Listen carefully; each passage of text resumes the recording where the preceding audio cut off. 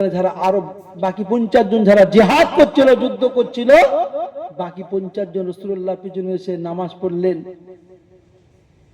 এমন করে দুটো ভাগ করে তারা রাসূলুল্লাহর পিছনে নামাজ আদায় করেছেন। তদরূপ তারা নামাজ ছেড়ে দেননি, নামাজ কাজা করেননি। বাকি সাহাবা আবার যুদ্ধ থেকে এসে বাকি 2 রাকাত নামাজ তারা কি আদায় করেছেন, তাও নামাজ ছাড়েনি।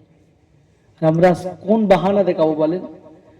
কোন বাহানা দিয়ে পার হবে বলেন? পার হওয়ার কোনো জায়গা নেই।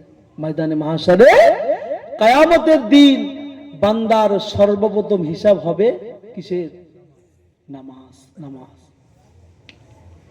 নামাজের হিসাব সর্বপ্রথম নেওয়া হবে। এই নামাজ যদি ঠিকঠাক আদায় করতে পেরেছি, সেদিনে কি রবের কাছে আমরা পার হতে পারবো, নইলে কি পার হওয়া যাবে বলেন? যাবে? আজ আমাদের সমাজে এমন কিছু মুসলমান এখনো পর্যন্ত আছে যে বছরে 2 বার নামাজ পড়ে। কবার? 2 বার বছরে। এমন মুসলমান আছে, আপনার ধার থেকে নেই, আমি ভুলভাল বলছি নাকি? আমাদের দিকে আছে, কিন্তু আপনার নদিয়া জেলাতে হয়তো নেই। এমন আমার সমাজে মুসলমান আছে বছরে 2 বার নামাজ পড়ে। 2 ঈদের নামাজ। কিসের? 2 ঈদের নামাজ।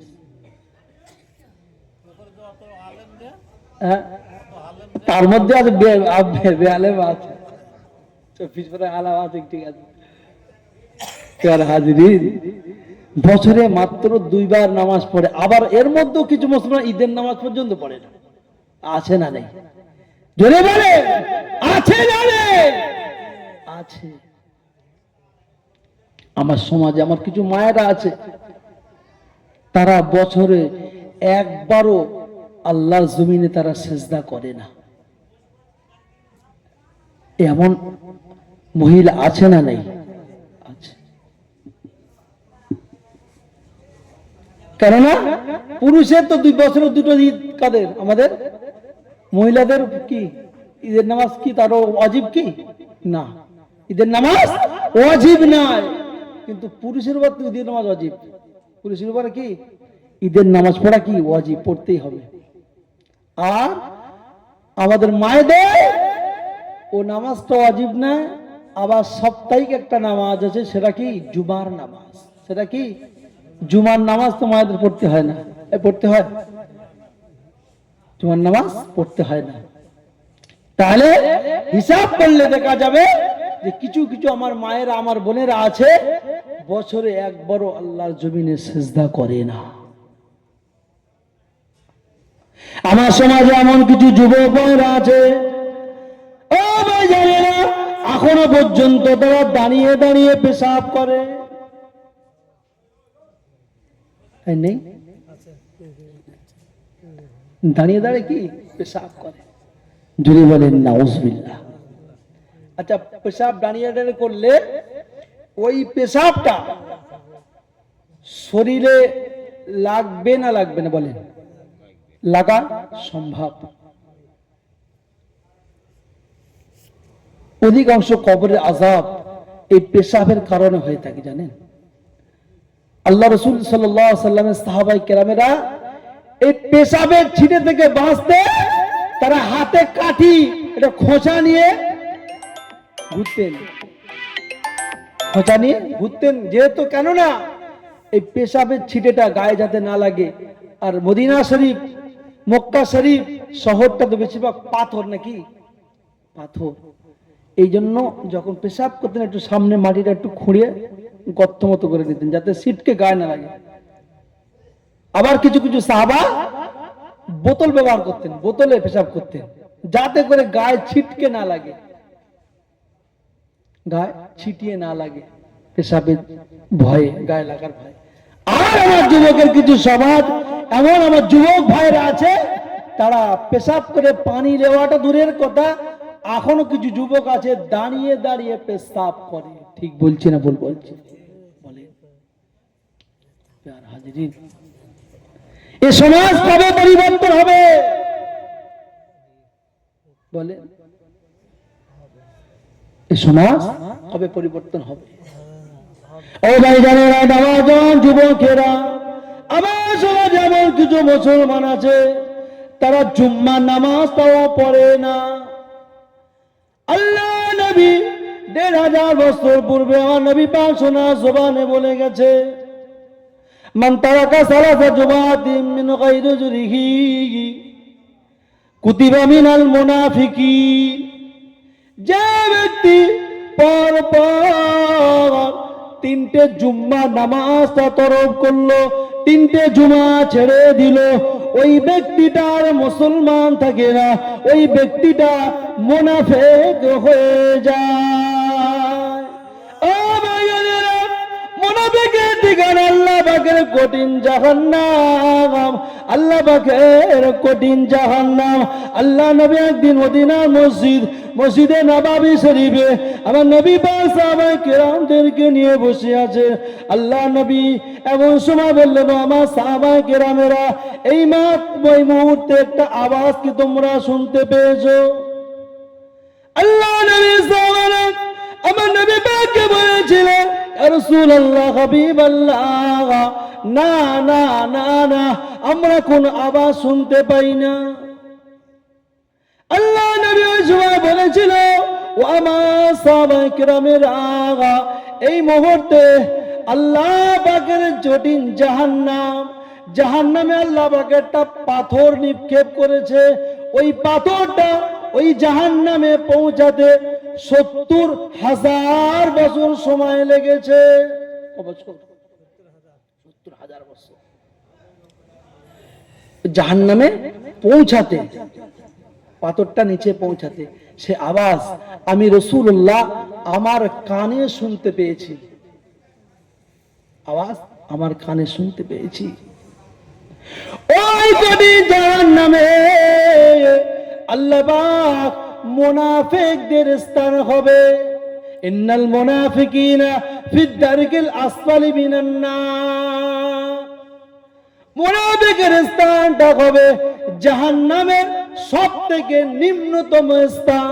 যদি বলেন নাউজুবিল্লাহ, সবথেকে নিম্নতম স্থান হবে কার জায়গা? মুনাফিকের জায়গা। যে ইচ্ছাকৃতভাবে পরস্পর ৩টে জুমা তরক করবে। মান তারাকা সালাসা জুমাতিন মিন গায়রি উযরিহি কুতিবা মিনাল মুনাফিকিন। কার কথা বলছি? কার কথা বলছি বলেন? রাসূলুল্লাহ, হাদিস রাসূলুল্লাহ বলছেন। আচ্ছা, পরপর ৩টে জুমা কাজা হয়নি, আমার ঘরের মুসলমান, আমার সমাজের মুসলমান, এমন মুসলমান আছে না নেই? বলেন, আছে না নেই? আছে, প্রচুর পরিমাণে আছে, প্রচুর পরিমাণে আছে। আবার কিছু মুসল্লি আছে জুমার দিনে সবার লাস্টে মসজিদে আসবে, জুমার দিনে সবার লাস্টে মসজিদে আসবে, আর বার হওয়ার সময় সবার আগে বার হওয়ার সময়। আমি এগুলো আমার এলাকার কথা বলছি, আপনাদের এখানে কথা বলিনি। এখানকার কি সিস্টেম জানি না তো, জি নেই তো, আলহামদুলিল্লাহ ভালো। আমার এলাকার দিকে আছে যে কিছু মুসল্লি একবার টাইম ধরে আসবে, 2 রাকাত নামাজ, খুতবাটাও তো শোনে না, 2 রাকাত নামাজ পড়লো, ফটকে বাড়ি চলে গেল, ব্যাস, আর বাকি নামাজ নেই। জুমার কত রাকাত নামাজ? জুমার কত রাকাত নামাজ? জুমার 22 রাকাত নামাজ। 22 রাকাত নামাজের মধ্যে আপনার তো মোটামুটি 18 রাকাত নামাজ তো পড়তেই হবে। বাকি 4 রাকাত নামাজ আমরা অধিকাংশ জুমার দিনে পড়ি। কি নামাজ?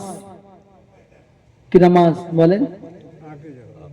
আখরি জোর না, তাহিয়াতুল উজু আর দুখুলুল মসজিদ, তাহিয়াতুল উজু আর দুখুলুল মসজিদ। এই নামাজটা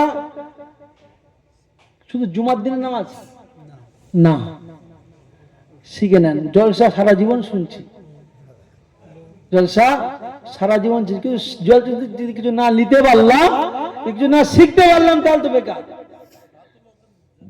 তাহাতুল উজুর নামাজ আর দুখুলুল মসজিদ, এ নামাজ কখন পড়তে হয়? প্রত্যেক দিনের নামাজ। এটা আপনি উজু করলেন, হাতে সময় আছে, 2 রাকাত নামাজ পড়লেন, এটা নাকি তাহাতুল উজুর নামাজ। মসজিদে ঢুকলেন, সময় আছে, মসজিদে ঢুকলেন, সময় আছে, 2 রাকাত নামাজ। কি নামাজ? দুখুলুল মসজিদ। মসজিদের ভিতরে প্রবেশ করলেই নামাজ 2 রাকাত পড়তে হয়। আমরা অধিকাংশ মুসলমান এই 2 নামাজ জুমার দিনেই পড়ে থাকে, আলহামদুলিল্লাহ ভালো, কিন্তু অন্যান্য দিনেও পড়া চলে, পড়বেন, অন্য দিনে পড়া চলবে। খুতবা পড়া চলবে না, খুতবা পড়া চলবে না।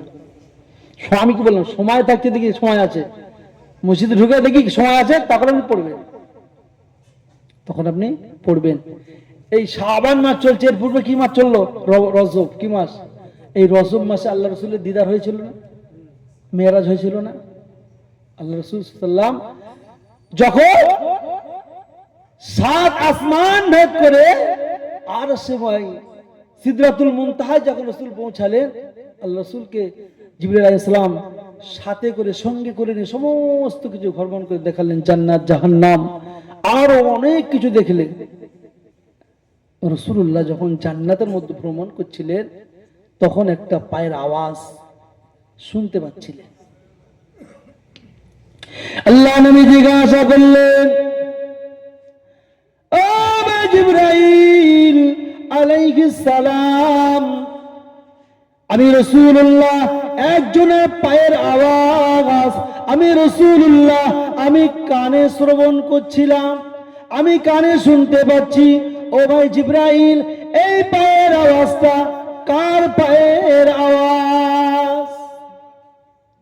ও ভাই জানেন না, ওই সময় হযরত জিবরিল আমিন আলাইহিস সালাম বলেছিলেন, ইয়া রাসূলুল্লাহ, ইয়া হাবিবাল্লাহ, এই পায়ের আওয়াজটা আপনার অন্য কোন সাহাবার পায়ের আওয়াজ নয়, এই পায়ের আওয়াজ হলো হযরত বেলালের পায়ের আওয়াজ।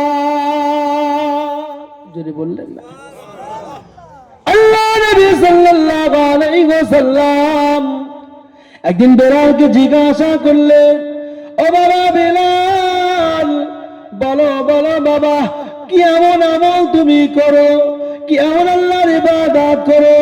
কারণ আমি রাসূলুল্লাহ যখন আল্লাহ পাকের জান্নাতটা ভ্রমণ করছিলাম, ওই সময় তোমার পায়ের আওয়াজ আমি রাসূলুল্লাহ আমি নিজে কানে শুনছিলাম। ও বাবা বেলাল, বলো বলো বাবা, কি এমন আমল তুমি করো? ওই সময় আল্লাহ নবী সাহাবা হযরত বেলাল রাদিয়াল্লাহু তাআলা আনহু বলেছিলেন, ইয়া রাসূলুল্লাহ, ইয়া হাবিবাল্লাহ, হুজুর আমি এমন আমল কিছু করতে পারি না, আমি একজন আপনার গরীব একজন সাহাবা। ইয়া রাসূলুল্লাহ, হাবিবাল্লাহ, আমি বেলাল যখন উযু করি, আমি বেলাল যখন উযু করি, উযু করার পরে আমি বেলাল সাথে সাথে 2 রাকাত তাহিয়াতুল উযুর নামাজটা আদায় করি। যদি বললেন না, নারায়ে তাকবীর। আমি বেলাল যখনই উযু করি, ইয়া রাসূলুল্লাহ, আমি সঙ্গে সঙ্গে 2 রাকাত তাহিয়াতুল উযুর নামাজ পড়ি। আর আমি বেলাল সর্বহালাতে পবিত্রতা থাকার চেষ্টা করি, পবিত্রতা থাকার চেষ্টা করি। আজকের আমার সমাজে এমন কিছু মুসলমান আছে, তারা ফরজ গোসল পর্যন্ত করে না। ঠিক বলছি না ভুল বলছি? আমি কারোকে লজ্জা দেওয়ার জন্য বলছি না, যেটা বাস্তব সমাজে হচ্ছে সে কথাটাই বলছি। ঠান্ডার কারণে, আর নামাজ তো দূরের কথা, সকালে ফরজ গোসল করতে হয়, যাদের গোসল ফরজ হয়, এই ঠান্ডার ভয়তে ফরজ গোসল করে না।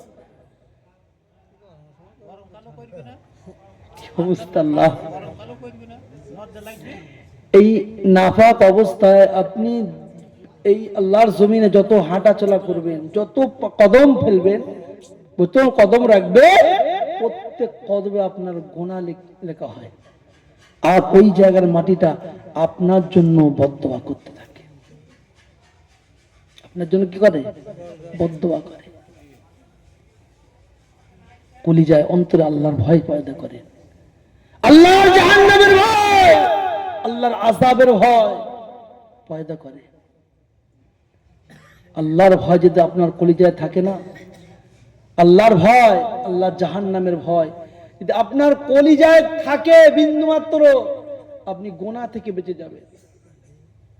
যখন আপনি কোনো গুনার কাজে লিপ্ত হবে, ওই সময় আপনার অন্তরটা, আপনার মনটা বলবে না দুনিয়াতে কেউ দেখছে না, মহান আল্লাহ দেখছে। কে দেখছে? এই কাজটা তোমাকে করা যাবে না, এই কাজটা কি করা যাবে না। ফজরের আযান হয়ে গেল, জোহরের আযান হয়ে গেল, আসরের আযান হয়ে গেল, মাগরিবের আযান হয়ে গেল, ইশার আযান হয়ে গেল। যে বাড়িতে, যে ঘরে আব্বা এবং মা নামাজে দাঁড়িয়ে যায়, বাপ নামাজে দাঁড়িয়ে যায়, মা নামাজে দাঁড়িয়ে যায়, ভাই নামাজে দাঁড়িয়ে যায়, বোন নামাজে দাঁড়িয়ে যায়, বৌমা নামাজে দাঁড়িয়ে যায়, ও ভাইয়েরা, আল্লাহ নবী বলেছে ওই ঘরে আল্লাহ পাকের আসমান থেকে অসরনয়নে আল্লাহ পাকের রহমত নাজিল হয়। জোরে বললেন না? যে বাড়িতে বাপ নামাজ পড়ে না, মা নামাজ পড়ে না, ছেলে নামাজ পড়ে না, মেয়ে নামাজ পড়ে না, ওই ঘরে আল্লাহ পাকের আসমান থেকে অজর নয় আল্লাহ পাকের গজব নাজিল হয়। জোরে বলেন নাউজুবিল্লাহ। কোন বাড়িতে, কোন বাড়িতে, কোন ঘরে? যে ঘরে বাপ বেনামাজি, মা বেনামাজি, ভাই বেনামাজি, বোন বেনামাজি, ছেলে বেনামাজি, ওই ঘরে আসমান থেকে অঝোর নয়নে আল্লাহ পাকের গজব নাজিল হয়। আল্লাহ পাকের গজব নাজিল হয়। দরুদ শরীফ আল্লাহুম্মা সাল্লি আলা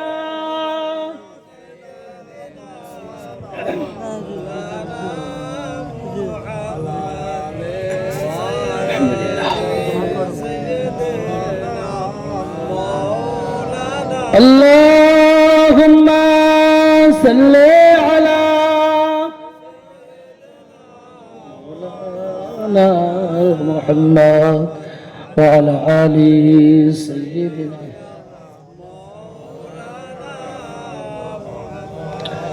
إلى هواك नाइदार मुझको खुशबू की कोई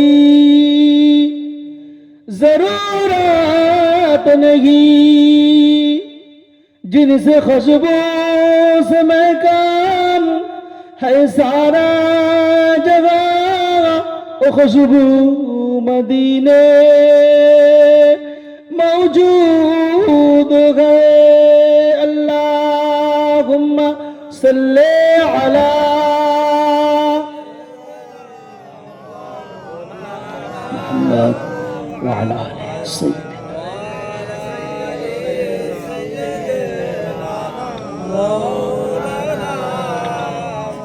আমার দিনদার ইমানদার ভাইরা, নেককার আল্লাহওয়ালা ভাইরা, আমার জওয়ান যুবকেরা, আমার আম্মা জানেরা, কলিজা আল্লাহর ভয় পয়দা করেন, কলিজা আল্লাহর ভয় পয়দা করেন, অন্তরে আল্লাহর ভয় পয়দা করেন। আমার আপনার নবী, দো জাহানের বাদশাহ হাবিবুল্লাহ জনাবে মুহাম্মদুর রাসূলুল্লাহ সাল্লাল্লাহু আলাইহি ওয়াসাল্লাম জিহাদের ময়দানে নবী অসুস্থ হয়ে পড়লেন। নবী অসুস্থ হয়ে পড়লেন। এমন সময় আল্লাহ রাসূল সাল্লাল্লাহু আলাইহি ওয়াসাল্লাম হযরত আলী রাদিয়াল্লাহু তাআলা আনহুকে ডাকলেন, আলী, আমি রাসূলুল্লাহ, আমার শরীরটা খুব খারাপ লাগছে, আমি একটু আরাম করব। ওই সময় হযরত আলী রাদিয়াল্লাহু তাআলা আনহু বলেছিলেন, ইয়া রাসূলুল্লাহ, ইয়া হাবিবাল্লাহ, হুজুর আপনি আমার কোলের উপরে মাথা দিয়ে একটু আরাম করেন, শুয়ে পড়েন, মাথা দিয়ে শুয়ে পড়েন। আসরের সময় আল্লাহ রাসূল আসরের নামাজটা পড়ে হযরত আলী রাদিয়াল্লাহু তাআলা আনহুর কোলে মাথা রেখে রাসূল আরাম করছেন। আর হযরত আলী রাদিয়াল্লাহু তাআলা আনহুর আসরের নামাজটা পড়া হলো না, মনে পড়ে গেল আসরের নামাজ আদায় করা হলো না। হযরত আলী রাদিয়াল্লাহু তাআলা আনহুর মনে পড়ে গেল যে ইস, আসরের নামাজটা তো আমার আদায় করা হলো না, পড়া হলো না। ওই সময় আলী রাদিয়াল্লাহু তাআলা আনহু ওই সময় মনে পড়ে যায়, আমি আলী আসরের নামাজটা আমার পড়া হলো না। আল্লাহ রাসূল আমার কোলের উপরে, আল্লাহ রাসূল আমার কোলের উপরে মাথা মোবারকটা রেখে আল্লাহ রাসূল একটু ঘুমাচ্ছে। এই মুহূর্তে তো আল্লাহ নবীকে ডাকাটা তো বিয়াদবি, ডাকাটা কি বিয়াদবি, ডাকাটা কি বিয়াদবি। আলী রাদিয়াল্লাহু তাআলা আনহুর মনে পড়ে গেল যে এক ওয়াক্ত নামাজ যদি ছুটে যায়, এক ওয়াক্ত নামাজ যদি কাজা হয়ে যায়, 2,88,00,000 বছর আল্লাহর কঠিন জাহান্নামের আযাব ভোগ করতে হবে। কদিন কদিন 2,88,00,000 বছর। ওয়াক্ত নামাজ, এক ওয়াক্ত নামাজ কাজা করলে এই সাজা তার। 2,88,00,000 বছর আল্লাহর কঠিন জাহান্নামের আযাব ভোগ করতে হবে। আমাদের সমাজে কিছু মুসলমান দেখতে পাওয়া যায় যে সবাই যদি জান্নাতে যাবে আর জাহান্নামে যাবে কে? যদি বলে নাউযুবিল্লাহ, এমন কথা শুনতে পাওয়া যায় না, যায় না বলে? ওটা 2,88,000 বলে যে আলেমরা, হ্যাঁ 2,88,000 বলে। 2 কোটি না লক্ষ বছর আছে, আপনি বলছেন হ্যাঁ লক্ষ বছর, 2,88,00,000 বছর। লক্ষর হাজারটা একটু আলাদা, বুঝেছেন? হাজার বুঝতেছেন, 100 হাজার 1 লক্ষ, হ্যাঁ হ্যাঁ ব্যাস 2,88,000 বলে। বোঝা গেছে? ক ওয়াক্ত নামাজের জন্য এক ওয়াক্ত নামাজ, ক ওয়াক্ত? এক ওয়াক্ত নামাজের জন্য। আল্লাহ রাসূল একদিন মদিনার মসজিদে জোহরের নামাজ পড়ে রাসূল গুটি গুটি গুটি গুটি পায়ে হেঁটে আম্মাজান আয়েশা সিদ্দিকা রাদিয়াল্লাহু তাআলা আনহার দরজার কাছে এসে আল্লাহর নবী সালাম করলেন। কি করলেন? সালাম করলেন। প্রথম সালাম করলেন, কোনো উত্তর নেই, কোনো উত্তর নেই। আবার দ্বিতীয়বার সালাম করলেন, কোনো উত্তর নেই। আল্লাহ রাসূল মনে করলেন এটা কোনো বিপদের আশঙ্কা হতে পারে। এটা কি? আমরা যখন বাড়ি যাই কি সালাম করি? বলে সালাম দিয়ে ঘরে ঢুকি কেন? কেন? আমরা তো নবীর উম্মত। একটু যদি আমি বলি নবীর উম্মত, এর মধ্যে কজন আছে হাত তোলেন? একটা হাত উঠতে বাকি থাকবে? তাহলে খালি মুখে দাবি করলে কি হবে? এই মুখে দাবি করলে কি হবে? না কর্মে করে দেখাতে হবে, প্র্যাকটিক্যালে দেখাতে হবে। নিয়ম হলো নিজের বাড়ি বলে আর অপরের বাড়ি বলেন হলে প্রথমে দরওয়াজার কাছে আপনাকে গিয়ে সালাম করতে হবে। কি করতে হবে? সালাম করতে হবে। ভিতর থেকে যদি কোনো আওয়াজ না আসে, সালামের উত্তর না আসে, ওই ঘরে প্রবেশ করা যাবে না। আমি কি ঠেলে দেবে? তো থাকলো না। অনেক সময় ঘরের মধ্যে আমার মায়েরা বোনেরা অনেকে গায়ে কাপড় থাকে না, ঠিক না ভুল? তাহলে কোন ঘরে প্রবেশ করার পূর্বে অন্তত আওয়াজ করবেন। সালাম দেওয়ার নিয়ম, সালাম দেওয়াটাই উত্তম, সালাম দেওয়া উত্তম। তাও না হলে যদি শরম লাগে তাহলে অন্তত আওয়াজ করবেন। বাড়ি থেকে আছেন, আওয়াজ দিয়ে ঢুকবে। এই ঢুকবো ইনশাল্লাহ, এই ঢুকবো, হ্যাঁ না কিছু বলে না। এই শিক্ষাটা নেবো তো নাকি? জি, কালী আর মিলাদ শুনে কি ফায়দা আছে বলেন? মিলাদ যদি শিক্ষাকে আমরা না করিলে তাহলে আর এই মিলাদ শুনে কি ফায়দা আছে বলেন? এটা তো শেখার জায়গা নাকি? এই শেখার জায়গা নাকি? হ্যাঁ, পরিবর্তন হতে হবে। পরিবর্তন হওয়ার জায়গা এটাই। আল্লাহ দুনিয়ায় যখন আপনি, আল্লাহ আপনাকে জিজ্ঞাসা করবেন যে আপনাকে এসব কথা কেউ বলিনি, শেখায়নি, তখন কি বলবেন বলেন?